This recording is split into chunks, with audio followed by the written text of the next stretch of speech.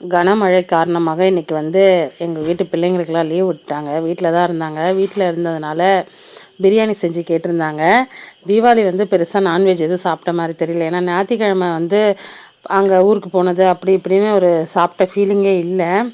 அதுக்கப்புறம் தீபாவளியும் pure veg, அதுக்கப்புறம் அமாவாசை அப்படின்னு போயிடுச்சா. சரி, பசங்களும் வீட்டில் இருந்து கேட்டதுனால சிக்கன் எடுத்துகிட்டு வந்து இன்றைக்கி சிக்கன் பிரியாணியும் சிக்கன் 65யும். அவங்களுக்கு நான்வெஜ்ஜில் பிடிச்சதுன்னா இந்த 2 ஐட்டம் தான். நான்வெஜ் செய்யணும் அப்படின்னு கேட்டாலே இதை தான் கேட்பாங்க. சரி, இன்றைக்கி அவங்களுக்கு பிடிச்ச மாதிரி செஞ்சிடலாம் அப்படின்னு சொல்லிட்டு தட்டை எடுத்து வச்சுட்டு ஸ்வீட் தான் ஃபஸ்ட்டு வச்சேன். இந்த குலோப் ஜாமுன் இன்னும் ஒரு 4-5 இருக்குது. அது தீர்ற வரையும் குலோப் ஜாமுன் இருக்கும். ஆக்சுவலாக என் ஃப்ரெண்டு ஒருத்தங்க எனக்கு பர்சனலாக மெசேஜ் பண்ணி கேட்டாங்க, குண்டு குண்டாக சூப்பராக குலோப் ஜாமுன் இருக்குது, எப்படி செஞ்சீங்க அப்படின்னு சொல்லிட்டு. ரொம்ப ப்ரௌடாக இருந்தது. எனக்கே அப்படி வராது யூஸ்வலாக. இன்னைக்கு என்னன்னு தெரியல, அந்த மாதிரி வந்துச்சு. பார்க்க ஆசையாக இருந்தது. அப்புறம் ஒரு பக்கம் சிக்கன் 65 செஞ்சுருந்தேன். அதை எடுத்து வச்சுட்டு அப்புறம் சூடாக நம்மளோட பிரியாணி எடுத்து தட்டில் போட்டுட்டேன். நான் சாப்பாட்டு அரிசியில் தான் செஞ்சேன், பாஸ்மதி அரிசியிலலாம் இல்லை. வீட்டில் நார்மலாக வடிக்கிற சாதத்திலே தான் பிரியாணி செஞ்சுருந்தேன். எனக்கு ஆக்சுவலாக அந்த மாதிரி செஞ்சு சாப்பிட்றதுக்கு தான் பிடிக்கும், இந்த பாஸ்மதி அரிசியை விட. இது வந்து டேஸ்ட் கொஞ்சம் டிஃப்ரெண்ட்டாக நல்லாயிருக்கும்.